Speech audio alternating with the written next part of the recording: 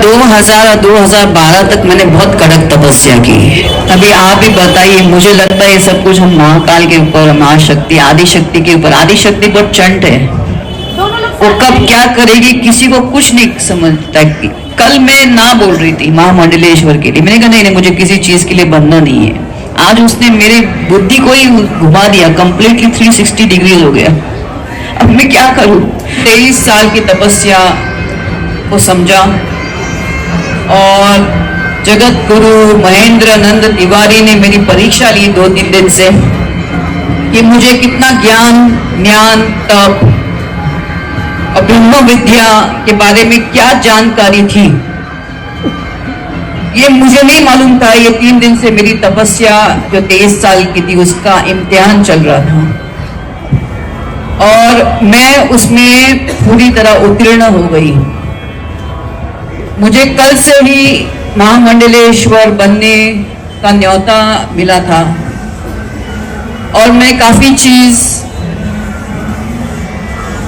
देखिए 3 रास्ते होते हैं आध्यात्मिक जीवन के लिए। एक वामपंथी होता है, दक्षिणापंथी होता है और एक मध्यमपंथी रास्ता होता है। और लक्ष्मी नारायण त्रिपाठी जी इसी मध्यम रास्ते की महामंडलेश्वर है। मैंने जो 23 साल से ध्यान और तप मेरे गुरु द्वारा जो भी मुझे प्राप्त हुआ, मैं सबको आध्यात्मिक जीवन के द्वारा सबको स्वतंत्र करने आई हूं। और मुझे लक्ष्मी नारायण त्रिपाठी से बेहतर कोई और संस्था मिली ही नहीं, सोच ही नहीं सकती थी। मैं सांसारिक जीवन में रहते हुए भी मैं चाहती थी स्वतंत्र से मैं अपना जीवन जीऊं। मुझे बॉलीवुड में वापस नहीं आने का मैंने कभी, इसलिए मैंने 23 साल पहले बॉलीवुड को छोड़ दिया था। तो वापस जाने का कोई सवाल ही नहीं उठता। हाँ, लेकिन जैसे एक सनातन धर्म अपना होता है, सनातन मतलब क्या होता है? जो नित्य है, सदैव था, है और रहेगा, उसका प्रचार मैं निश्चय स्वतंत्र रूप से मध्यम मार्ग को लेते हुए उसका मैं और प्रचार करूंगी। और मुझे इनसे और कोई दूसरा मुझे समझ में नहीं आया, इसलिए मैंने, आज शुक्रवार का दिन भी है, महागौरी का दिन है, प्लस ये जो कुंभ मेला है वो 144 साल के बाद इसका एक भयंकर और पुण्य योग है। मैं कल तक ये सोच ही नहीं पा रही थी कि मैं यहाँ से, ऐसा लगा कि मैं इधर स्नान करूंगी। 12 साल पहले आई थी, वो भी महाकुंभ था, आज भी पूर्ण कुंभ है, और वो भी ऐसा योग जिसमें गुरु सूर्य शनि ऐसे 4 ग्रह एक साथ उनका मिलन है। आज मैंने अपनी यात्रा विश्वनाथ मंदिर के लिए तय की थी, लेकिन उनके जो महा पंडित थे जो मेरे जानकारी में थे, आज वो गायब हो गए। और कैसे गायब हो गए ये मैं नहीं समझ पा रही थी। और सुबह सुबह जैसे एक ब्रह्मा विष्णु महेश मेरे सामने आ गए। वो जगत गुरु महेंद्र आनंदगिरी महाराज और इंद्र भारती महाराज और एक उनके अनुयायी, ये तीनों मेरे सामने ब्रह्मा विष्णु महेश के स्वरूप आ गए। मुझे इनके पास वापस लेके गए और मैं ऐसी ही बैठी थी और आदि शक्ति ने जैसे मेरे अंतर मन में मुझे बोला कि आज शुक्रवार है, किस चीज का इंतजार तुम्हें है? 23 साल मैंने तप किया, ध्यान किया, उसका सर्टिफिकेट तो बनता है तुम्हें। और किधर से भी मुझे बनना नहीं पड़ेगा, बिकॉज इनका ये जो महामंडलेश्वर का जो एक उनकी संस्था है, ये किन्नर अखाड़े की, ये पूरा स्वतंत्र है और मध्यम रास्ता है। इससे बेहतर रास्ता क्या हो सकता है? बस मैं अपने जो भी इनके संस्था और सनातन के लिए हो सकेगा मैं उसके लिए समर्पित हूँ। मेरा जीवन कब से समर्पित है।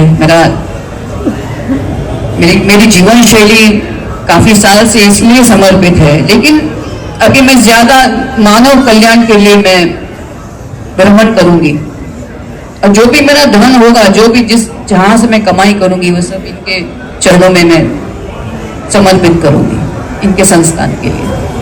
धन्यवाद। शांति शांति शांति शांति शांत। आप पूछिए।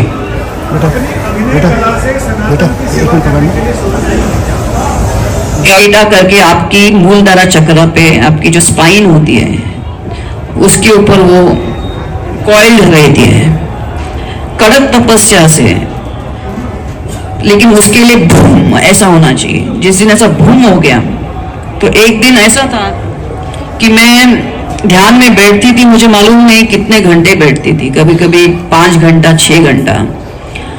और एक दिन ऐसी मैं तीव्र ध्यान में थी और घंटी बज गई और मैं अकेली तपस्या कर रही थी। मैंने किसी को नहीं बोला, ना बॉलीवुड के किसी को मैंने मेरा नंबर दिया। 5-6 साल तीव्र तपस्या के बाद एक दिन घंटी बजती है, शायद कोई पोस्टमैन होता या क्या होगा, ऐसा सोच के मैं फट से उठ गई। मैं भूल गई कि मैंने 7 घंटा में एक स्थान पे एक आसन पे बैठी थी। लेकिन जैसे उठी, बिकॉज मूलधारा में चक्र में जो कुंडलिनी शक्ति होती है उसको ऐसा ही भूम ऐसा होना चाहिए, तो मैंने फट से उठी तो वो चक्र ऐसा खुल गया, मेरी कुंडलिनी शक्ति ऐसी जागृत हो गई कि मैं जूम जूम जूम जूम मैं फट से नीचे बैठ गई तो पूरा ये स्पन स्पन स्पन मेरे स्पाइनल से उठ के zoom zoom zoom zoom zoom मैं आंख बंद कर रही थी और मुझे एक हाथ जैसा मेरे माथे पे ऐसा अनुभव हुआ जैसे किसने रोक के रखा हो उसको। लेकिन उसके बाद 1 महीना तक तीव्र मेरी पीठ में जैसे 1000 ऐसी लाइट्स हो, इलेक्ट्रिसिटी की वायर्स हो, ऐसा ऊर्जा मेरे पूरे मेरी पीठ पे, मेरे स्पाइन पे, मेरे आंख में, मेरी इधर। फिर उसको काफी महीने के बाद उसको शांत करने के लिए ऐसी तप होती है। लेकिन कुंडलिनी शक्ति जागृत जब आदमी की होती है वो तो एक शुरुआत होती है तपस्या की, उसके बाद और भयंकर तप करना पड़ता है उसको यहाँ तक लेके आने के लिए। क्या हिमालय गए? एक मिनट आप लीजिए। आपने मैंने काफी जवाब दे दिया, आप पूछिए। आप काफी भावुक दिख रही थी, क्या मन में भाव था जब आपका पट्टाभिषेक हुआ था? आंसू भी आ गए थे आपके? आनंद का भाव था। फिर काफी चीजें थी मेरे जीवन के अंदर, मुझे बहुत सारी चीजें, संन्यास होता है ना, आपने ऐसा नहीं कि मुझे दुख हुआ, लेकिन काफी चीजों को मैंने दी एंड कर दिया इमीडिएटली ना अंदर से। तो वो भाव भी था, सुख का भी था, दुख का भी था, और आनंद का कि गुरु ने ये सब मेरे लिए, महाकाल ने और महाकाली ने ये सब मेरे लिए आयोजित करके रखा था। It was like a gift, it was like a certificate for all my तप। मेरा 23 साल का तप मेरे सामने आ गया, इसलिए मैं रोई। और ये आश्रय सिर्फ मेरे गुरु को थैंक्स करने के लिए था, महाकाल और महाकाली को थैंक्स करने के लिए था, और कुछ नहीं। ये आंसू बस वही थे। अच्छा बेटा आप पूछिए। ममता जी, आपने जब महामंडलेश्वर बनने का सोचा तो किन्नर अखाड़ा ही क्यों चुना? क्या इसलिए क्योंकि यहाँ महामंडलेश्वर बनना बाकी अखाड़ों के मुकाबले कितना ज्यादा आगे बढ़ी थी? प्लस बहुत सारे क्या वापस पूछिए, क्योंकि यहाँ के पूछिए ना, पास आके पूछिए, आगे आ जाइए। 1 to 1 जैसा मत कीजिए, नहीं तो सब पूछेंगे। ममता जी, जब आपने यहाँ महामंडलेश्वर बनने का सोचा तो किन्नर अखाड़ा ही क्यों चुना? क्या आपको लगा कि बाकी अखाड़ों के मुकाबले यहाँ तो जैसे आपने कहा कि मध्यम पंथ है, तो वो आपका आगे इसका मतलब ये है कि सामान्य जीवन जब आप जिएंगी तो क्या पूरी तरह से सनातन की तरफ समर्पित नहीं होगी या पूरी तरह से सनातनी हो जाएंगी? क्यों किन्नर अखाड़ा?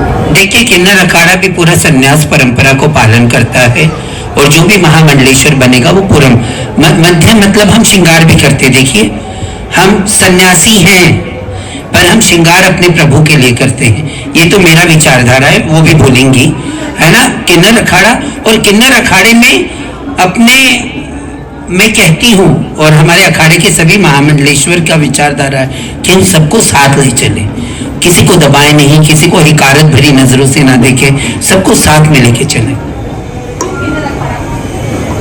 ऑलरेडी इसका जवाब दे दिया कि मध्यम पंथ है। ज्यादा उसको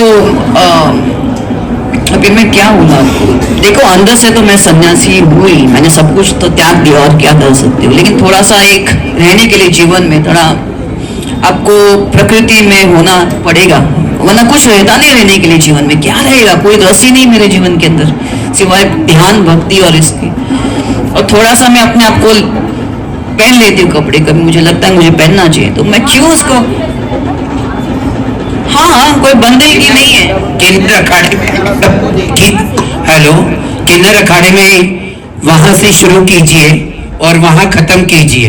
हमारी कल्याणी माँ को देखिए कितनी सुंदर है, वो भी किसी हीरोइन से कम नहीं है, पर वो हमारी महामंडलेश्वर हैं। और श्रृंगार और सुंदरता की हम अपने प्रभु के लिए क्यों हम उदास क्यों रहे?